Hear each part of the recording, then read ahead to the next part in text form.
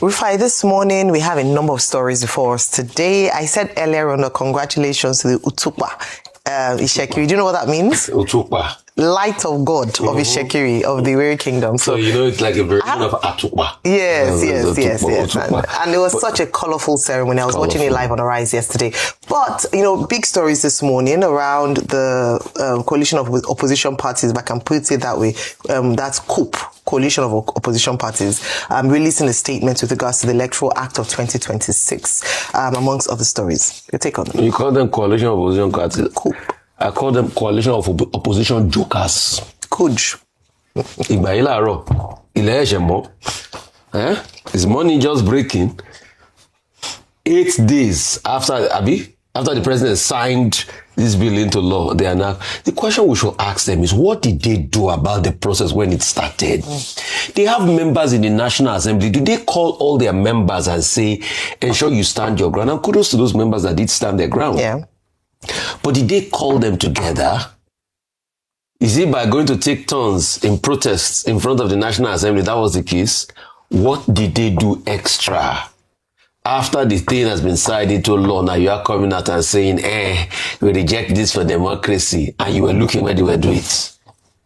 I'm sorry, we don't have opposition. It's not opposition we have. We have a coalition of jokers. We have a coalition of people that are so entitled. They believe power is their birthright. They just barely left government and they are not used to being out of government for so long. So they put themselves together and today they are saying opposition. And that's why I keep telling them APC even did better opposition than what they are doing today. It is how to hold government accountable. All of a sudden, they are now saying, they passed a law that they against the direct or indirect primaries that is going to cause division in their political party. It's going to prevent them. It's going to prevent them from being able to pick their candidates that the ruling opposition party want to stop them from all of that. Why are you saying it now? When they pushed it forward, why didn't you fight against it? Why are you taking 8 days after the president hurriedly signing it to law? Yes, the other one they made a very good point. As regards the mandatory transmission, we all know that the government and the APC are lying as regards that. We've given them all the data. They can't even dispute it. We've given them INEC data with NCC that you can actually get over 95, 96, 97% transmission in all the area. They're giving them empirical data by Okoye, first of Okoye that was in INEC then. That said that before they started using, they have mapped out every area, and there is no part there's no polling unit where you are not going to have it. You're not going to be able to have transmission. And even in a worst case scenario, it's still going to go in there. So the government hurriedly signing this into law shows that they are not confident in a free and fair election. That's what it just shows. And why they put that proviso is because they know that one of their plots will be that there must be network problems on that day of the election. And you will see it. That's why they put in that proviso to favor them. Because if you have nothing to hide, have the law directly. There's no need for any proviso. The facts are overwhelming, but they will not do it. But the opposition's docility is equally a big problem. That's why, with respect, I call them a coalition of jokers. Please, what's the next story? So there's the one about the EO9, Executive Order 9, the Order 9. As regards that, and then the new electoral timetable. As regards that, with due respect, whatever they are doing about the EO9, I put in a lot of rigor into my thought process. I disagree with President Tinubu on many things, but on this is right. No matter how much you put the argument back and forth, the Constitution is the ground norm. The Constitution will always supersede. So let's forget the talk about the PIE that they influenced, that they thought they were going to constantly use. Once he passed the test of constitutionality, other arguments are null and void. And this thing is for the interest of this country. And if you also want to stretch the argument further, the logic presupposes that with all the monies the NNPC has collected in all these rooms, they have not used it effectively. So it is also to stop the tide of corruption within the fold of the NNPC. And those are the things we are saying.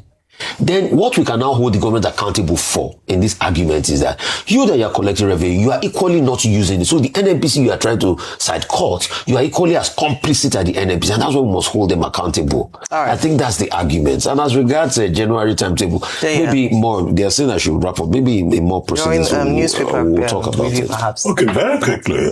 Let's start by congratulating the First Lady on the honor she received from her mother's place. That's Iwere Kingdom, popularly known as Warri. The title is Utukpa Orishe of Iwere Kingdom, the first person in the history of that kingdom to be so honored. With the king, the monarch, describing that Zulu of Warri, describing her as a reputable daughter. It will appear that this is a season of honor for the First Lady of Nigeria. And all the persons there, admitted that this is honor well deserved. The governor of Berawuri referred to her as a global icon. Other people were full of praises for her. And I say it's a season of honor because early this month, she was referred to as a very, very respectable leader from Nigeria by President Trump in what was clearly a recognition and a commendation. Now, this same month, the Christian Association of Nigeria, the Lagos branch, decided to name their headquarters after her. By April, a decision has also been taken to have in the same Delta state what they call Oluremi Tinubu Golf Classic, named after her to honor her. And we congratulate her. She's been very supportive of the president of the country. She's been very active, promoting the renewed hope agenda. She has shown that even if the position of the First Lady is not in the Constitution, there is nothing wrong in a wife supporting her husband. And she's been very supportive. And she has shown that she's not just a piece of decoration in the presidential villa. She's a woman who in her own capacity has experience, an exposure, having served previously as Senator of the Federal Republic. Now, to move quickly to the Senate inquiry into Executive Order 9. That Executive Order 9, when it was proposed by the President, was to correct opaqueness in NNPCL finances, to ensure transparency, accountability, and to also ensure that omissions, areas where the PIA will appear contradictory to Section 162 of the 1999 Constitution, that is corrected. The President not only signed that executive order, he also set up a committee to inquire into how the PIA can be looked into. However, it is also within the right of the Senate or the Joint Committee of the National Assembly, as it were, to inquire and to seek explanations in the interest of the Nigerian people. They being direct representatives of the Nigerian people. So they are doing their job, whether you call it oversight or just seeking explanations. However, the process was not seen through, I think yesterday, because the persons that were summoned, Anikin Lokubiri, Minister of State Petroleum, said that the notice was short, but they had to show up himself, the NNPCL the Group Managing Director, Ujulari, the head of NUPRC, Mrs. Urisemeyiwa, they were there, but they said, well, let us go and study the documents. Let's go and look at the materials, and then we will come back here. And of course, the lawmakers all agreed and said they will communicate a second date to them. But it's important for this to be discussed because at the end of the day, a bill will still go back to that same National Assembly for a review of the Petroleum Industry Act.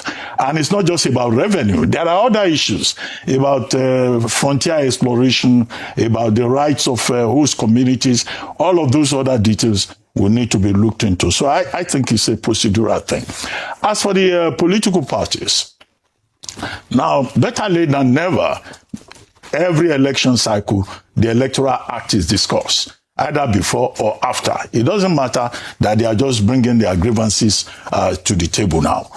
Whether they do it next year or 2 years after, it's an issue of interest to them. And specifically, they are concerned about certain provisions. Section 60 sub 3, about electronic transmission, which they say materially nothing actually has changed because the discretion still rests with the presiding officer at the polling unit. But that, however, in the 2023 election, by INEC's own admittance, about 95% of the coverage area for election, could use 2G. 2G was the one they cited specifically, and that the decision of the Senate, will frustrate other political parties and not allow free and fair competition. The second question, section of the Act that they query is Section 84, where the National Assembly prescribed only 2 modes of conducting primaries, either through direct primaries or consensus. And they say, no, that limits the scope of political parties, and the parliament cannot dictate how political parties should run their affairs, that there should be indirect primaries, which in their estimation is more democratic. And they add that the Senate or the National Assembly cannot rely on Section 228 of the 1999 Constitution as justification. However, the Senate, our spokesperson has made it very clear that this is like crying foul when the horse has left the stable, complaining about abortion after the child has already been named. President Bola Ahmed Tinubu having signed that electoral bill into act on February 18.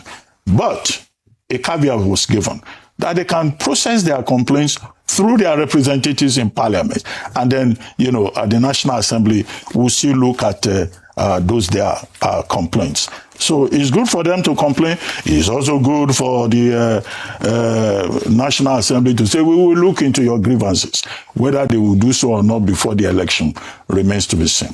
But the residual point that we always make is that we want transparency in the elections. We want INEC to live up to its responsibility. And we want the outcome to be free, fair, and credible. The only part of it that I find curious is Waziri Adamawa Atiku Abubakar saying that their position is going to be circulated to all the foreign embassies in Nigeria to come and do what? The responsibility for lawmaking resides with the National Assembly of Nigeria. It's not the embassies that will make laws for good governance of Nigeria. So I think that was a bit off point. But anyway, I'm sure he doesn't expect the embassies to come and interfere in how laws are made in Nigeria. Finally, the change of timetable amendment by INEC, is also expected. It's just what you expect after those amendments in the Electoral Act, and against the background of complaints about clash with Lent and Ramadan next year. So presidential election now, January 16, governorship and House of Assembly on February 6. Osun State election, also adjusted accordingly. Dates for primaries also adjusted accordingly. And the big point is that this is in line with the Constitution and provisions of the Electoral Act. All right. They say that when I saw the headlines around the opposition parties and their position on the Electoral Amendment Act of 2026, I had to check the date again and again to ensure that it was not still news, old news that we were going. I was like, are you just wake? And that's why you were saying that. But, there's an Igbo proverb that says, the day you wake up is your morning. However, the day you wake up, the train might have already have gone past and you're just chasing after it and might not catch up. And this goes to the fact that this is the conversation around the strength of the opposition. Yes, I have maintained that this administration has provided a hostile, almost inconducive environment for the opposition to thrive. However, there's still a place. And this is not the first time that this is happening. There's hardly any government that's made it an easy ride for opposition to thrive. But this particular opposition, a lot has plagued them. Internal fighting, unity, lack of cohesion. And so that has distracted them a lot from their role of real opposition. And so when you come after the facts to hold a joint press statement, I'm asking to what extent, how would that affect what I think they should do now, because the law has been passed? And yes, it's good that they would, history would record the fact that their voices have been heard, and maybe the embassies will feel the weight of these press conferences, but they have a right to, make their dissenting voice heard. What I would then say is that going forward, the truth is that the only way the opposition can truly be an opposition and be a viable opposition to the ruling party in the next election cycle cycle is to get their acts together. Can they present in unity and cohesion a viable team to challenge the incumbent? Because if that doesn't exist, then they're just, marking time and just, wasting a lot of time and money. At the end of the day, there's so much as to who would emerge, who would be the party flag bearer, who is that, who is the head. It's such an encumbrance that they are not even able to pose a strong challenge. And that's quite a shame for democracy, because what we're looking for a thriving and vibrant democracy in the country is for opposition, for the Nigerian people to have a cocktail of choices come election time, and the best man or woman winning based on a free, fair and credible process. But when the opposition do not even give the people an opportunity to choose a candidate where it's recycled people aside from one or two people, then it becomes very difficult, and you're almost giving a free sailing, a free ride to the incumbent at the next election. So I think rather than holding joint press conference, let them hold, closed door meetings and sort out internal issues, and then come up with a good strategy ahead of 2027. The time is ticking, and the train should not go past when they decide to wake up. But let me now go on to a story that I find quite interesting this morning, because I watched quite closely, and I love culture, and I believe that the Olu of Warri has really elevated the stool since he took on, that role. He ascended that throne.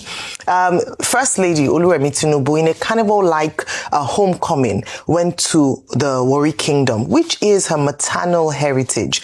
Now, the significance of this, of course, there are many things, and I'll point to them very quickly. But she was given a chieftaincy title. I mentioned that Utukpa Orishe, which is the light of God, meaning the light of God of Ishekiri land. And she said in her speech that was very significant for her. Of course, many people know that she's a pastor, she believes she's a Christian, and so being called the light of God in Ishekiri was quite, significant for her. Beyond that, she was also, and by the way, she was also given the Royal Order of Iwere award, which is a very prestigious award recognizing daughters or sons of the land who have distinguished themselves in different areas of expertise and and just done really well, shining the light of the Iwere Kingdom. She joins other notable people like Pasa Mamoka, Amaju Pene, Tara Feladroto, Dr. Julius Rene, whom we saw in that report, as a recipient of that award. And she is actually, according to the Olu's speech, the first person to have both on the same day at the same time, a chieftaincy award and a Royal Order of Iwere, a chieftaincy title and a Royal Order of Iwere award. But beyond that was just to see a beautiful display of culture. The significance, number one, is that it's often said that a prophet is not without honor except in his hometown. But in this instance, she had honor in her own hometown, and you could almost see how emotional she got when she was giving the speech, such that she went into speaking the language itself. And I'm sure that would have warmed the hearts of a number of people there and even visitors at that particular homecoming. And I thought that was a brilliant, a master stroke. She spoke it very well and was very fluent in it. Even I could pick up a few things because I speak Yoruba and the languages are similar. Dr. Bata, I don't know if you heard, very similar. And I thought that was very heartwarming. Now she spoke about the significance of how the Ishekiri culture shaped her childhood into becoming the woman that she is. Talked about her elderly, aged mother, whom will be very proud to see her daughter come home to such, a big carnival of welcome and reception. That was significant there. The other significance is the tourism potential this presents, and also the benefit to local business owners. We must always think of the small business owners. There was such a crowd and a lot of visitors to the Iwere Kingdom that, which has happened a number of times based on the initiatives of the Olu of Warri, and that's why I said that he has actually significantly elevated a position. We have the Agigo, Ngigo Agofe, as many carnivals, and we have often talked about tourism potentials for different communities, whether it be in Calabar, whether it be at your festival in Lagos, and now in Warri, where we can bring in business for small business owners. I'll have to end here, and hopefully in the course of today's show I can talk about it, but I thought it was such a great ceremony in many regards, and it was a great homecoming for her. Later, I love it. It's great to be respected and honored from your own hometown, and that is what the Shekiri people demonstrated to Senator Oluwemi Tinubu.